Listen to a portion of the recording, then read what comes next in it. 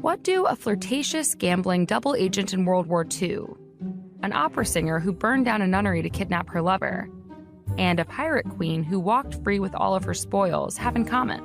They're all real women who were left out of your history books. You can hear these stories and more on the Womanica podcast. Check it out on the iHeartRadio app, Apple Podcasts, or wherever you listen. I'm Israel Gutierrez. I'm hosting a new podcast called 4 Years of Heat. It takes you to Miami from 2010 to 2014, when LeBron James, Chris Bosh, and Dwayne Wade set the NBA ablaze.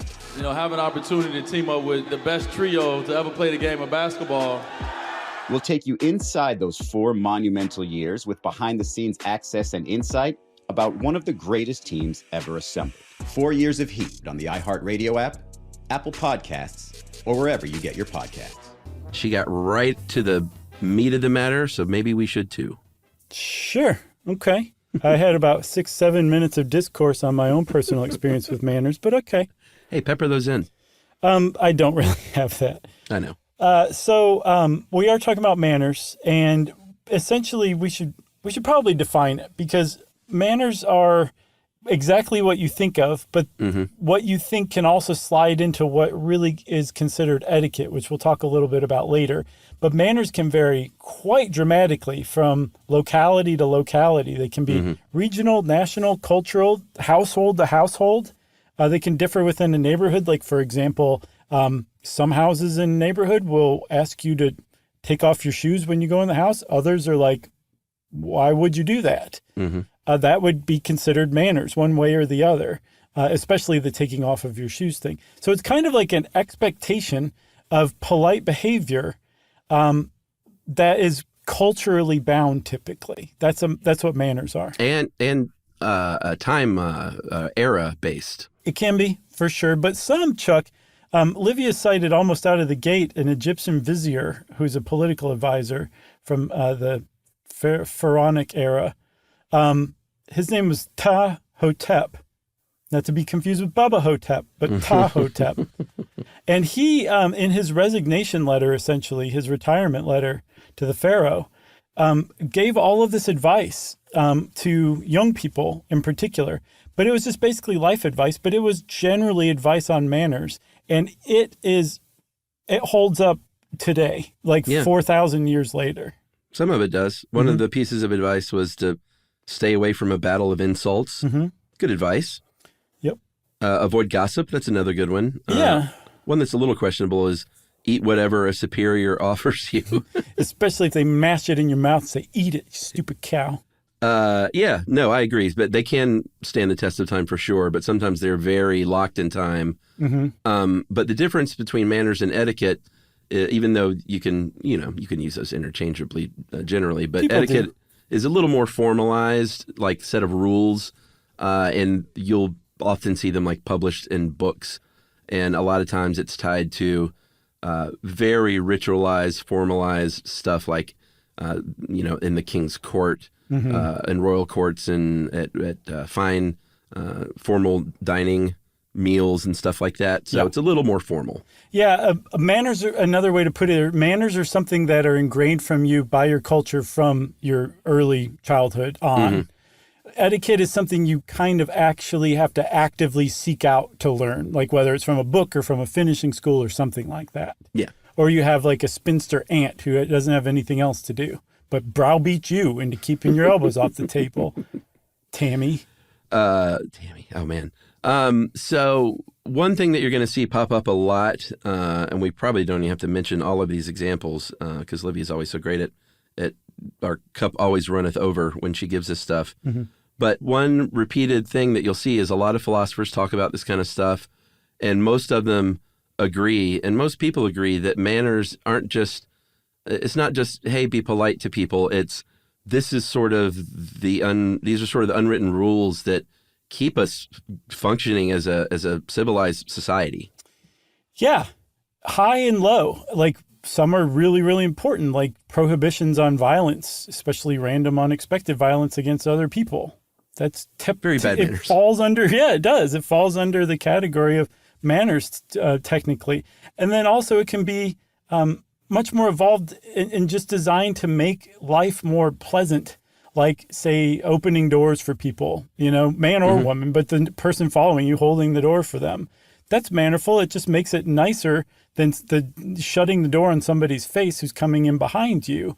And that, if you put all that together, manners essentially hold civilization together. They're the glue that keeps civilization civilized.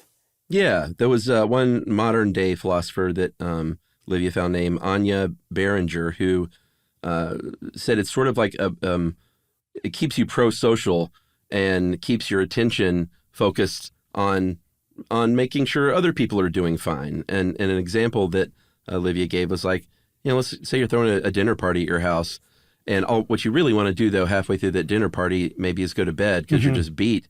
But you don't, because that would not be mannerly. So what you're doing is you're focusing on everyone else and making sure their drink is filled, that they had all they want to eat, and you're maybe clearing the dishes and doing all that stuff. So you're focused, and it's all under the umbrella of good manners. But what you're really doing is focusing on pro-social behaviors. Right. And so some people, that now we enter like where some people are really critical of that. Like some people would argue, you're really tired, go to bed. Why are you sacrificing your health conceivably just to keep some people you may or may not even particularly like satisfied? And they're at your dinner party. I mean, sure, you would hope, but I mean, somebody always brings Tammy. I know, Tammy. So there's a guy, a philosopher named Diogenes. He was one of the founders of the school of Cynics way back in the day in ancient Greece. I believe in the 3rd century. Yeah, about 2,300 years ago. And Diogenes, he dedicated his life to pointing out the hypocrisy that manners generate in people. He saw manners as a forced mask that people had to wear that hid their true selves from other people.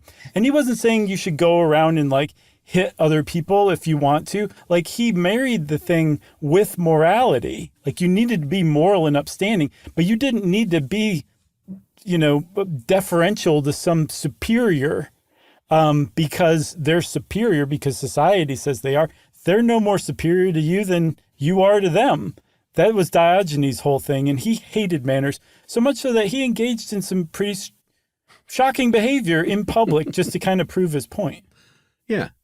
As the stories go, he would masturbate and urinate in public. And defecate? Yeah, so I don't know. When you talk about like he really believed in like upstanding morals. Sure. But his point was, if you're doing something in private with no problem, you should be able to do it in public. You're hiding your true self if you don't masturbate in public, essentially was Diogenes' point. And as a result, people don't typically take up Diogenes' point. And in fact, he's very frequently considered an exception to the rule. Like the fact that he railed so hard against manners and just basically seemed like a weirdo to everybody else, kind of shows the importance of manners in keeping civilized society together. Like, people are like, okay, yeah, I will kind of not respond to a jerk who's, socially my social better in exchange for not having to walk down the street and watch everybody masturbating in public. Right. Even the great philosophers over time that have sort of had a problem with the really formal, hoity-toity, courtly type of stuff and that kind of extravagance, most of them even still agreed that like a basic level of manners and politeness is important to hold society together. And if we didn't have that stuff, society would just crumble.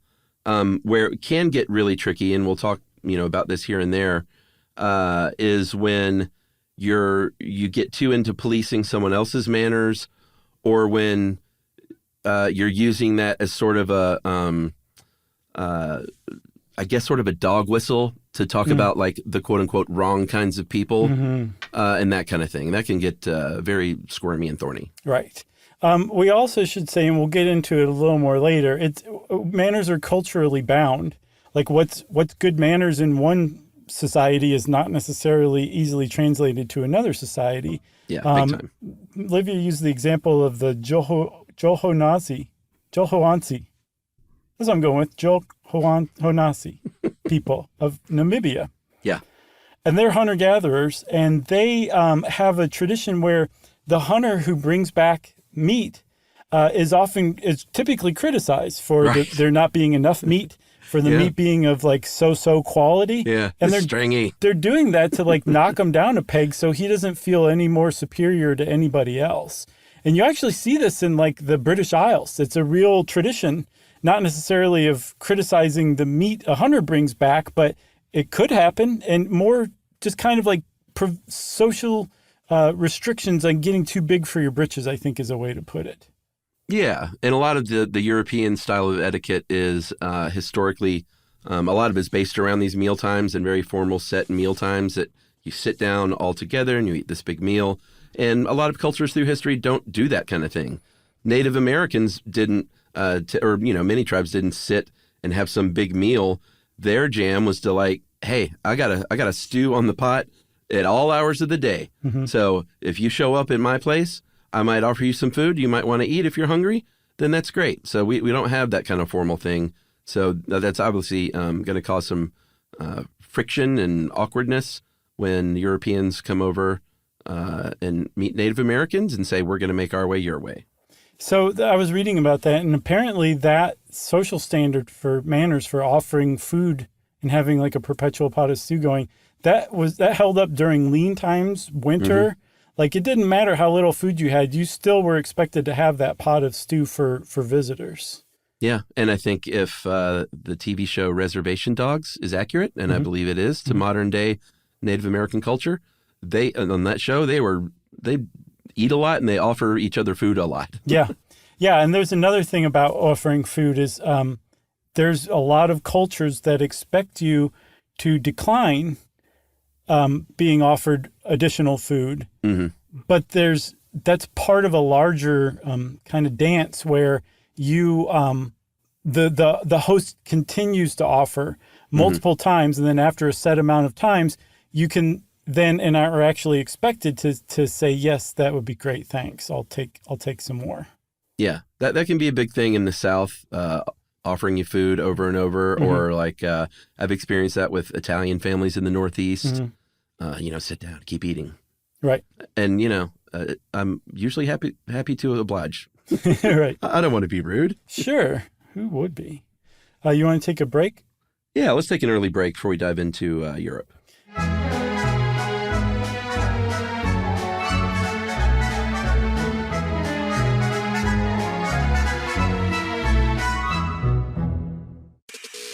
I'm Israel Gutierrez. I'm hosting a new podcast called 4 Years of Heat. It takes you to Miami from 2010 to 2014, when LeBron James, Chris Bosh, and Dwayne Wade set the NBA ablaze. Have an opportunity to team up with the best trio to ever play the game of basketball is amazing. We're going to give you stories you've never heard before about a team you only thought you knew. We'll take you inside those 4 monumental years with behind-the-scenes access and insight about one of the greatest teams ever assembled. We knew what was on the line. The look on LeBron's face, I got this. Come revisit a time NBA fans will never forget with exclusive, newly recorded interviews with Ray Allen, Dan Le Batard, Rachel Nichols, and many more. As that ball left my fingers, it just felt like it floated. 4 Years of Heat on the iHeartRadio app, Apple Podcasts, or wherever you get your podcasts. In the 1680s, a feisty opera singer burned down a nunnery and stole away with her secret lover. In 1810, a pirate queen negotiated her crew's way to total freedom with all their loot. During World War II, a flirtatious, gambling double agent helped keep D-Day a secret from the Germans. What do these stories have in common? They're all about real women who were left out of your history books. If you're tired of missing out, check out the Womanica Podcast, a daily women's history podcast highlighting women you may not have heard of but definitely should know about. I'm your host, Jenny Kaplan, and for me, diving into these stories is the best part of my day. I learn something new about women from around the world and leave feeling amazed, inspired, and sometimes shocked. Listen on the iHeartRadio app, Apple Podcasts, or wherever you get your podcasts.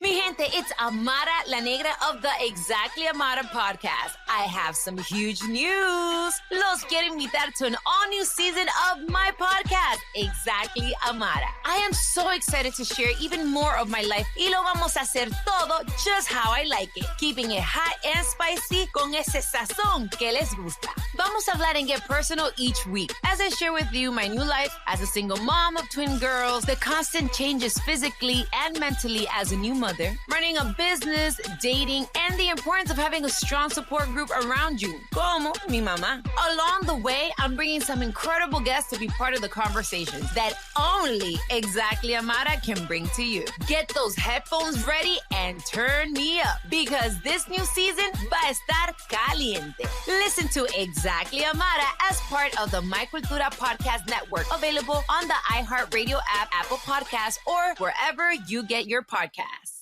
All right. So, as we say, manners and etiquette has changed here and there over the years. And as we'll see, a lot of times when there's a big sort of like a big war or a big social change or a big change in power or something like that, a lot of times you'll see these etiquette rules changing. And there's a book called The History of Manners, written in 1939 by Norbert Elias, that said that, medieval era through the 19th century, there was a big change in that that's when people started to care a little bit how they were viewed by other people. They started to feel shame for doing things for the first time. Yeah. And they started to say things like, it's really gross to see you blow your nose at the table, or to go to get up from your meal and go urinate in the corner or something like that. Right. And we should keep our bodily functions to ourselves. Yeah. So around the time of the Renaissance, the first guides to manners started to come out. And that was a good example of social organization in upheaval. The Renaissance was. So it makes sense that this would be one of the first guides to manners in Europe. It was called the Civilitate Morum Puerilium, which means civility of childish manners. Yeah. It was written by Erasmus, the famous Dutch philosopher, back in 1530. And he took some time out from translating the New Testament to write down manners, which basically was like, hey, don't stir gravy with your fingers. Don't blow your nose on the tablecloth at the table. Actually, just don't blow your nose on any tablecloth anywhere in any part of the house. Yeah. And then if they shared spoons a lot, there would be communal soup. So you would taste the soup with the spoon, and he instructed, okay, after that, wipe it with a napkin after your use of that spoon before you put it back, which seems highly civilized for 1530. Can I cover this other one? Yes, please. It's a pretty great trick. It still holds up today. If you have to fart at the table, cover up the sound of the fart with a heavy cough. I can't cough that long. Well, and to me, those two things are sort of, I don't know if I can do those things at the same time because they both engage the same mechanisms for me. Right? I don't know. That'd be weird. I've never tried. Instead, you should just suck in a bunch of air and pucker your bottom hole. That's my advice. Yeah, I'm going to try that at some point. Not at a dinner table. I don't fart at the dinner table at all. Good for you, Chuck. You're really, Erasmus would be proud. In the 18th century, in the royal courts, things got a little more sophisticated. Etiquette got a little more rigid. The word etiquette actually came from this time period. It comes from France, obviously. And there are different stories that it came from the word for ticket or label. Some people, you might find online that it came from signs, keep off the grass signs that King Louis had at Versailles, even though Livia said she couldn't find a lot of really great things to back that up. But Marie Antoinette apparently did have a nickname for her French aristocratic retainer, Madame Etiquette, because she was always saying, you got to do this, you got to do this. Right. They also did eventually start printing instructions for how to behave at court. And that really follows in the vein of a label or a ticket. So that also kind of later on, I think after the fact, became etiquette, a name for that. It didn't make its way into English until I think the 1700s, the mid-1700s. And there was a Earl of Chesterfield, the fourth to be exact. His name was Philip Dormer Stanhope, And he was very famous for a series of letters that he wrote to his illegitimate son. He was a minister in Holland for the English crown. And while there, he fathered a son, and he kept in touch and basically tried to explain to his son how to behave in civilized society. And it ended up being, if you put all the letters together, a pretty funny, witty, but also very insightful treatise on manners at the time. Yeah, it was kind of long-distance fathering. He talked about, Livia lists quite a few of these. These are pretty good. But long talkers, that's a pretty fun one. If one of these unmerciful talkers lays hold of you, hear him with patience and at least seeming attention if he is worth obliging. Yeah, or good advice. Yeah, don't carve meat to so much that you bespatter the company with the sauce or overturn the glasses in your neighbor's pocket. So just don't, just be cool when you're carving meat, I think is what he was saying. Yeah, that's pretty good. What else?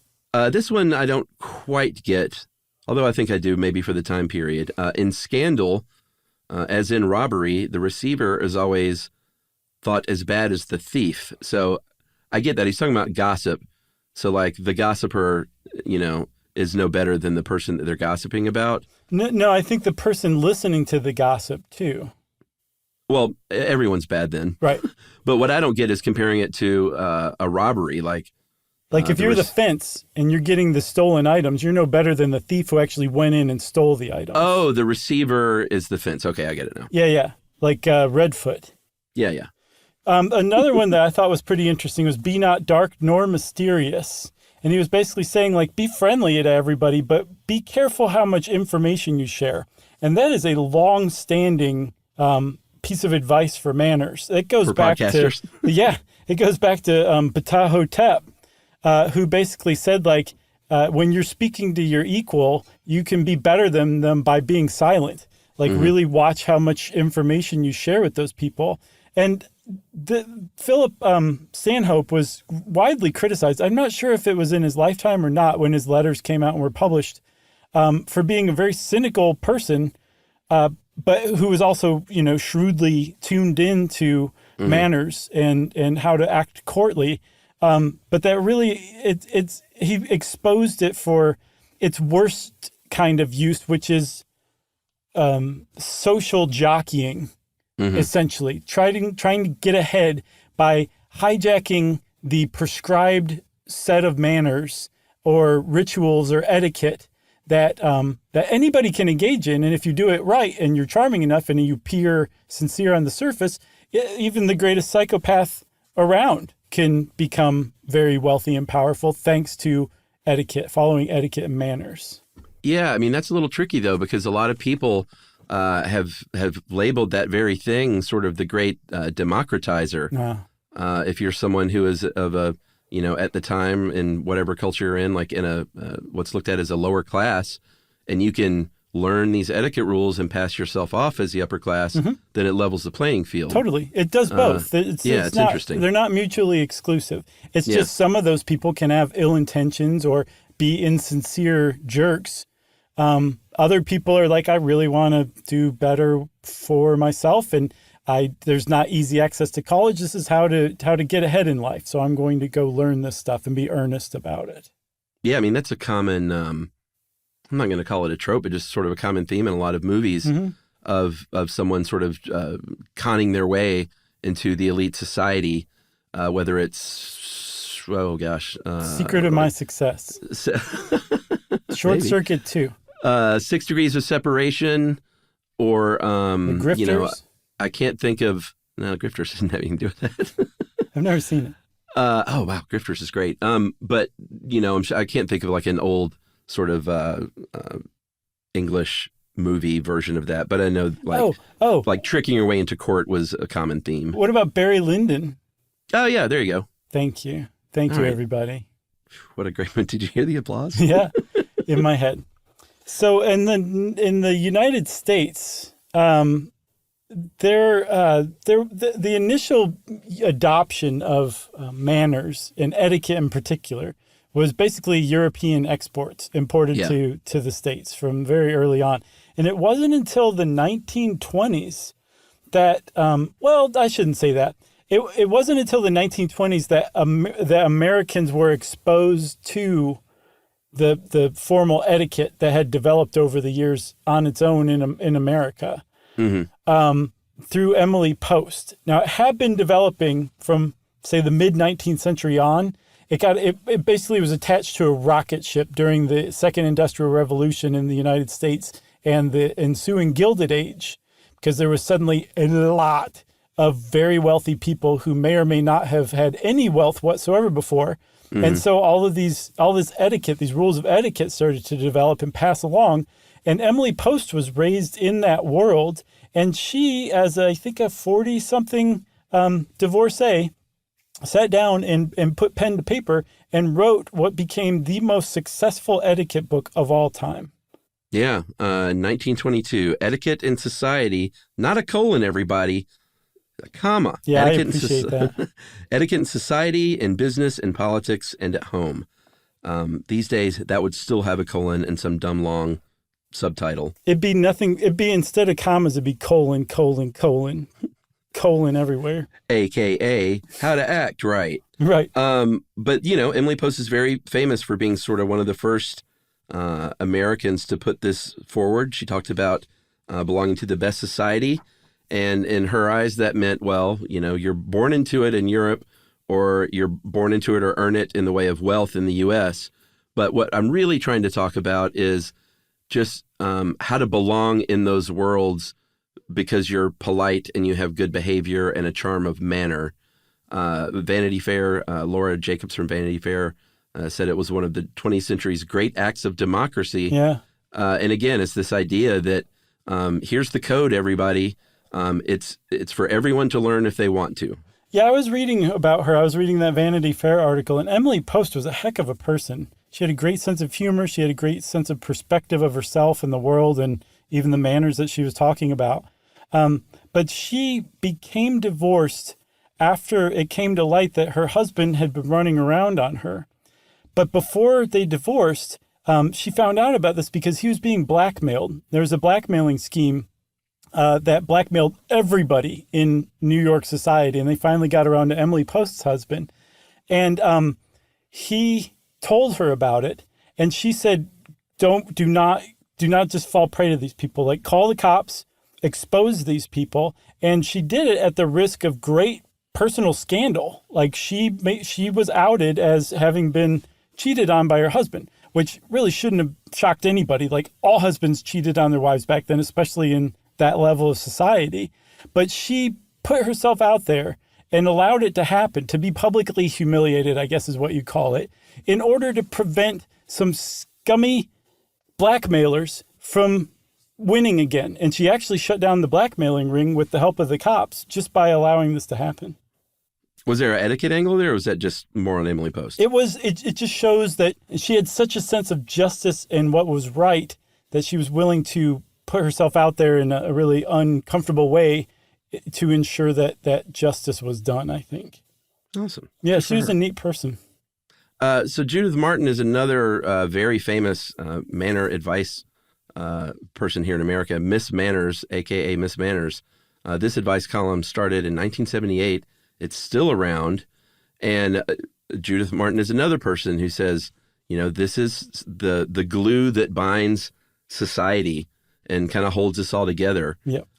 There was another term which I really like called the politics of respectability, coined by a historian named Evelyn Brooks Higginbotham. And she was talking about black women in the progressive era who were saying, be polite, be modest, and this is how we're going to help make change. Like, and Livia points out, like, these awful pictures during the civil rights era of black Americans, dressed in their best Sunday suit, getting fire hosed at a demonstration, stuff like that. Yeah. Some people have said, like, that was a good tactic. Like, it made a lot of sense at the time, and it probably did help quite a bit. But just if you step back and think about having to be civilized in the face of that just to get basic entrance to constitutional rights is pretty rotten if you stop and think about it like that. Yeah, I mean, there are a couple of angles for sure. So I say we take our second ad break and then come back and talk about, get this, manners. I'm Israel Gutierrez. I'm hosting a new podcast called 4 Years of Heat. It takes you to Miami from 2010 to 2014, when LeBron James, Chris Bosh, and Dwayne Wade set the NBA ablaze. You know, have an opportunity to team up with the best trio to ever play the game of basketball. We're going to give you stories you've never heard before about a team you only thought you knew. We'll take you inside those 4 monumental years with behind-the-scenes access and insight about one of the greatest teams ever assembled. We knew what was on the line. The look on LeBron's face, I got this. I got this. Come revisit a time NBA fans will never forget with exclusive, newly recorded interviews with Ray Allen, Dan Le Batard, Rachel Nichols, and many more. As that ball left my fingers, it just felt like it floated. 4 Years of Heat on the iHeartRadio app, Apple Podcasts, or wherever you get your podcasts. In the 1680s, a feisty opera singer burned down a nunnery and stole away with her secret lover. In 1810, a pirate queen negotiated her crew's way to total freedom with all their loot. During World War II, a flirtatious, gambling double agent helped keep D-Day a secret from the Germans. What do these stories have in common? They're all about real women who were left out of your history book.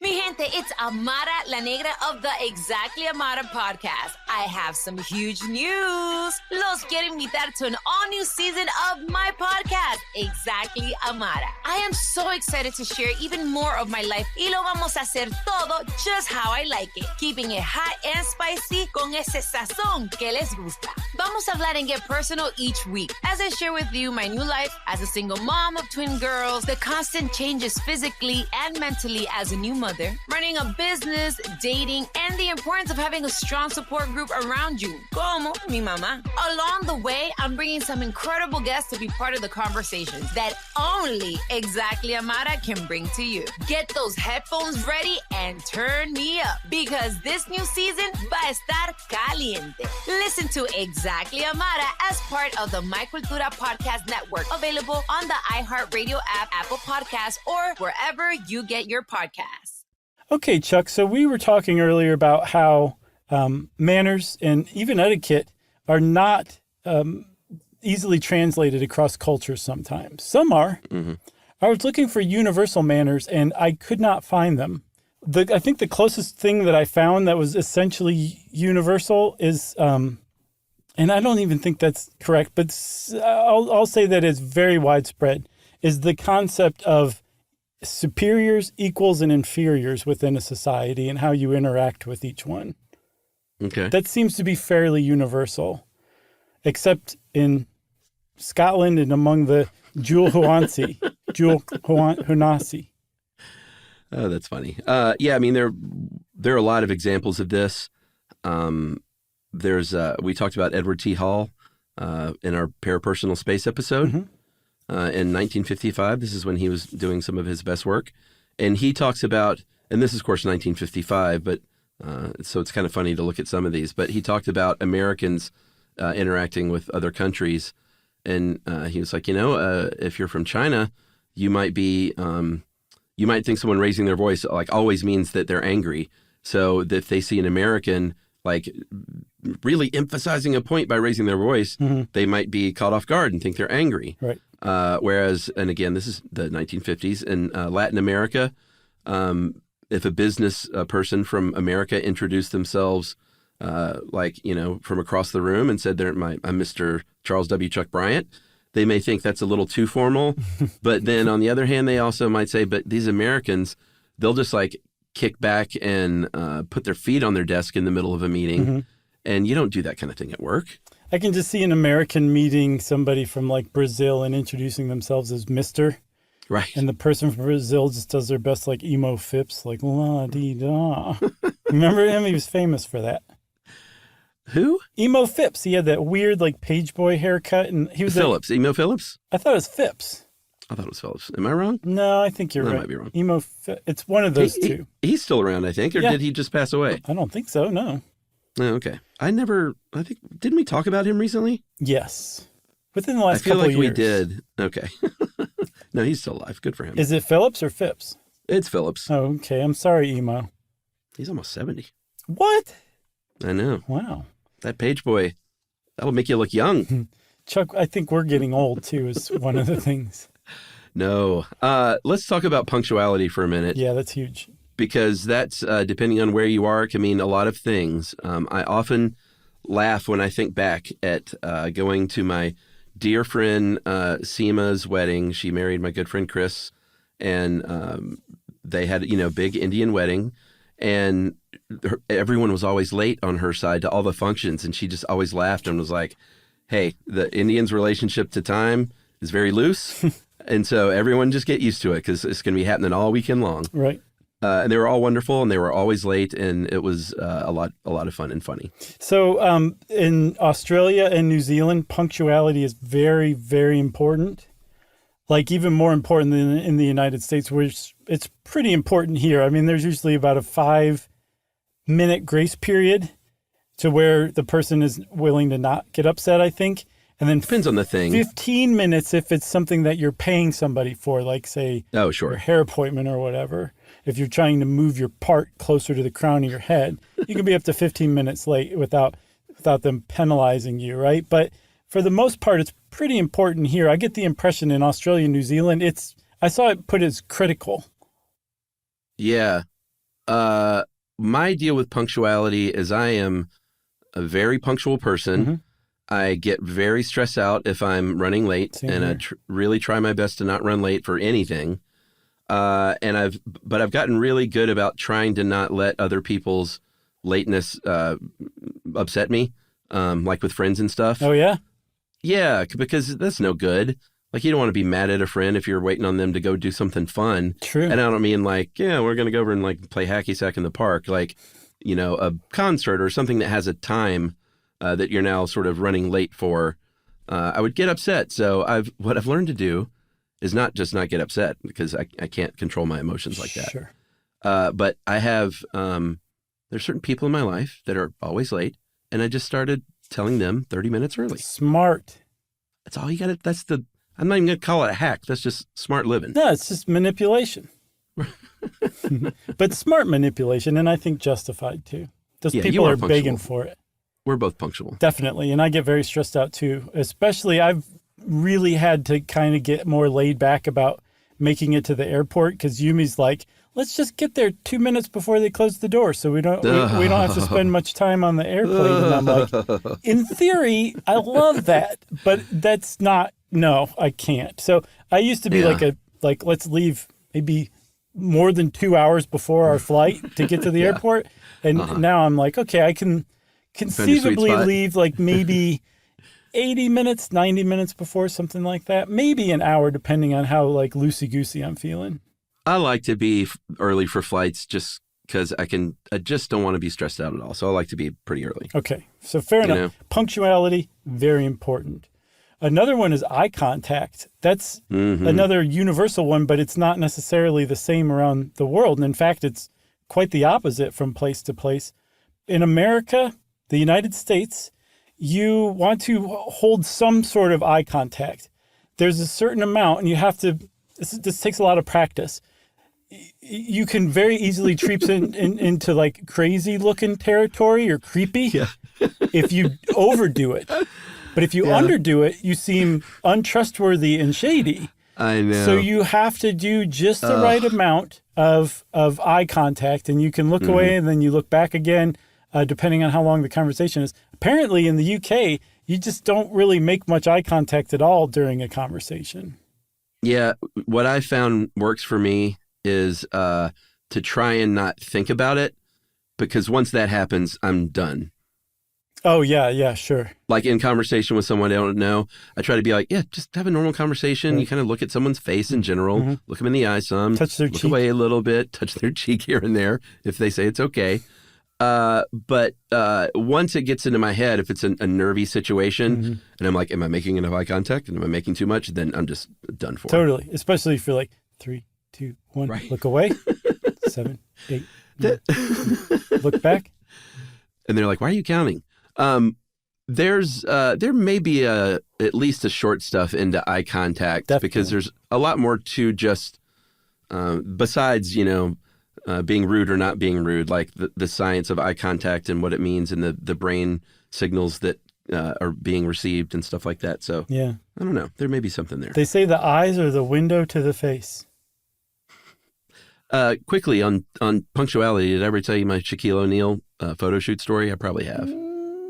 Yes, but let's hear it again because it's been a while.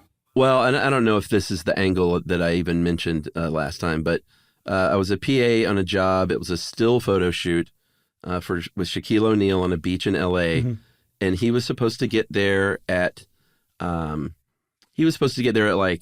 3 so we could shoot him out at sunset on the beautiful beach at 5. And Shaq showed up at like noon and said, I'm leaving at 2 because I got to go get my daughter from school. And if you've never worked in film shoots and TV and movie shoots and stuff, like you don't, like the schedules are very almost military-like and how rigid they are. And you don't just say, by the way, I'm going to completely change the time frame here. But you can if you're Shaquille O'Neal. Yeah, and if you look closely, there is not a single General Insurance commercial that was shot around sunset. Here's the thing, though. I don't want to... He wasn't rude about it. He was very nice. He wanted to get his daughter from school. And everyone shifted their day. And it worked out great, and we had a good time. Yeah, you got to be careful, Chuck, because he lives here in Atlanta. You might bump into him at like a Papa John's or something. Remember me. Like, I was that PA. Yeah, totally. So there's some other questions about manners. Like, it's really fun, actually. We found a great article on TripAdvisor written clearly by somebody who's not American-born or U.S.-born, but who has a pretty good idea of what goes on here. So it's really neat to see us here in America viewed externally and like our mannerisms, our habits, that kind of stuff, explained to somebody who's coming to the United States. So if you go into TripAdvisor and you go into United States travel articles, look for polite manners.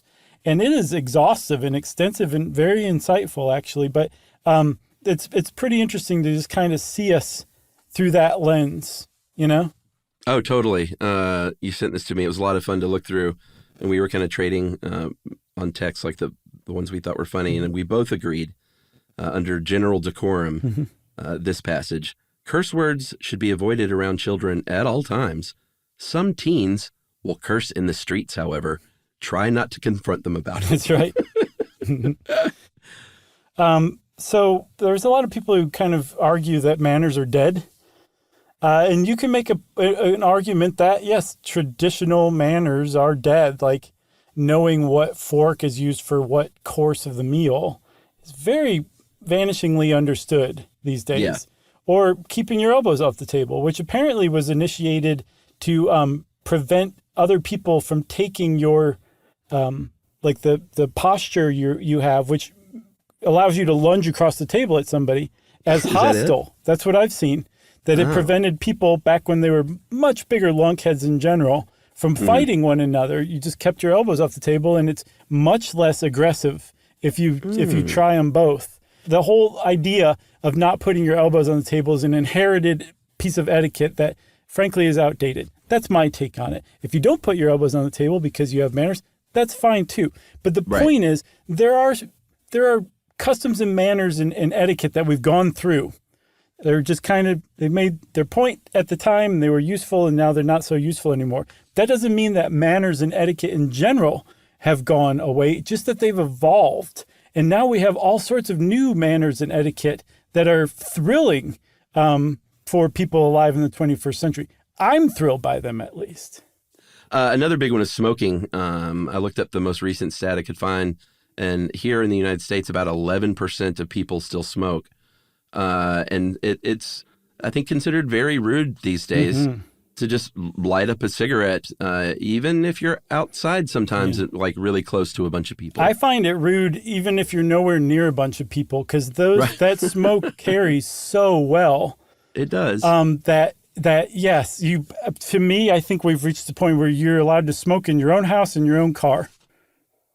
But it didn't we're all part of this era, you and I, where not even so long ago, it was fine to smoke anywhere in front of anyone. I smoked on an airplane once. Right. Like it was, that was definitely within my lifetime. I bet there were some French beret guys smoking there, Sure, too. we were holding that smoking section down. And smoking section was the last 3 rows. There was nothing, no barrier, anything like that. So you're just smoking up the back of the plane. It was such a dumb idea. Yeah. I was curious, because I wondered how the rest of the world was doing with smoking. And so I looked up countries who smoke the most. Yeah. And I can't remember which one was number 1, but it was like almost 50% of the people there still smoked. Well, this is a different one I'm looking at now. It says China, but oh, here we go. It's number 1, Nauru. Nauru, where is that? I'm not sure. And Kiribati are both at 52%. Wow. There's only 12,000 people that live in Nauru. Wow. So I'm going to have to look up where that is. But that is, I don't know if there used to be 24,000 people and half of them passed from lung cancer or what. Yeah, but yeah. That's a great question. One of the other things about the evolution of etiquette and manners is just the snapshot that it provides the time we live in today. And you can get a really good picture of that. The Cut ran an article. I think it's like 140 rules of etiquette. And a lot of them make a lot of sense. A lot of them like really kind of tap into the culture that we live in now. Like my favorite one was, after 72 hours, you have amnesty from mentioning how long it took you to respond to a text. So after that, you can just respond to the text like you're responding to it, like no time has passed. Before 72 hours, you have to say, sorry, this took me so long. And it's true. It totally makes sense. And I find it very mannerly that just, it just makes sense to me. But the whole thing's like that. So if you don't answer a text after, let's say you wait a whole week, you don't have to say, oh man, I'm sorry, this thing got buried. No, you do not. And as a matter of fact, I've kind of intuitively picked that up because I've got one brewing with my friend Matt that is easily a week and a half old. Yeah. And I've just learned not to call it out because it makes it way worse. They're well aware that it's been a week and a half, and it seems insincere to be like, oh, sorry, it took me a week and a half to get back to you. This is when I had time to like give this thought this attention. And I'm getting back to you now. It just makes sense to me as a delayed texter. What else? You got anything else in there? There were so many. No, there's stuff all over about tipping, about work culture, just going out to bars, dating, ghosting people. Like it's okay to ghost somebody if you've only been on one date and you didn't follow up with a lot of texting or emails or any calls. You can just ghost them and feel fine about it. But if you did kind of like, make it seem like you're a little more interested and then ghost them, that's kind of mean. And then they said never ghost somebody and then come back like later on in life and ask them for a favor of any kind. Like once you ghost somebody, that's it. You're done. Interesting. I will say that like I'm not Mr. Manners, but I do believe in being polite and like, open the door for people and stuff like that. But I think that like, I think poor manners, like if I was on the dating scene or something, I think poor manners can be a real red flag as just the overall sort of kind of person someone is. Right. And I think that's what Emily Post was helping people do, was helping sincere people. She said the 3 principles of etiquette are consideration, respect, and honesty. Yeah. And so she was saying, if you are those 3 things, if you're considerate, respectful, and honest, here's what you need to do to present that in the best possible light to people, to let people see how great you are. This is just some easy rules for you to follow. So that you don't seem like a bore when you're out on a date, because you're not a bore. You're a considerate, respectful, honest person who deserves love. Yeah. And you're also making other people feel comfortable and at ease. And those are things we should strive to do. Agreed, Chuck. Well, since I agreed with Chuck and he chuckled a little bit because of something that he and I and Jerry know about, that means it's time for listener mail. All right. I'm going to call this one, boy, it's so old I don't even remember what to call it. This has been in the old folder for a while. All right. Hey, guys, long time, first time, as callers used to say on Larry King. Just got done listening to the episode on international debt forgiveness. Oh, it's not that old. Yeah. And as promised, it was very interesting and totally day-ruining. I wanted to mention something y'all understandably had to sort of yada yada on the episode for concision, and that is the fact that the rest of Europe simply allowed Leopold II, monarch of a neutral country, to set up his own personal colony in Africa. While this is true on its face, Sebastian Major's excellent three-part story on the Free State of Congo, our fake history episodes 80, 81, and 82, elucidates how that came to be. While he, of course, goes on to recount the atrocities committed in the Belgian Congo in horrifying detail, the first two episodes are the really interesting part where he describes the most stunning and cynical whitewashing propaganda kind of campaign that painted Leopold II as the paragon of late 19th century abolitionist moral rectitude, culminating in the formation of a charity called the International African Association, which all created a veneer of beneficent stewardship that allowed unchecked exploitation of the land and people. That's quite a sentence. That was one sentence? Yeah. Wow, fantastic. And all of this is sounding like really familiar. I was like, yeah, I ran across all this in my research, and I just realized now that this is from reading this email before. Oh, that's why it sounds familiar. It's basically like if the Bill and Melinda Gates Foundation turned out to be a front for harvesting adrenochrome from children. Nice ref. The story will put you in a fetal position for hours, though Sebastian Major's charming Canadian accent makes it somewhat more tolerable. Thanks, guys. Always great to listen to the show. And that is from John. Thanks, John. Fantastic email. Thanks for pointing that out. And yes, we had to yada yada that. And also, in addition to Sebastian Majors, probably mentioned it at the time, but Behind the Bastards did, I think, a couple parts on King Leopold, too. Great show from our very own network. Well, if you want to get in touch with us with more info like John did, we love that kind of thing. You can wrap it up, spank it on the bottom, and send it off to stuffpodcast@iheartradio.com. Stuff You Should Know is a production of iHeartRadio. For more podcasts from iHeartRadio, visit the iHeartRadio app, Apple Podcasts, or wherever you listen to your favorite shows.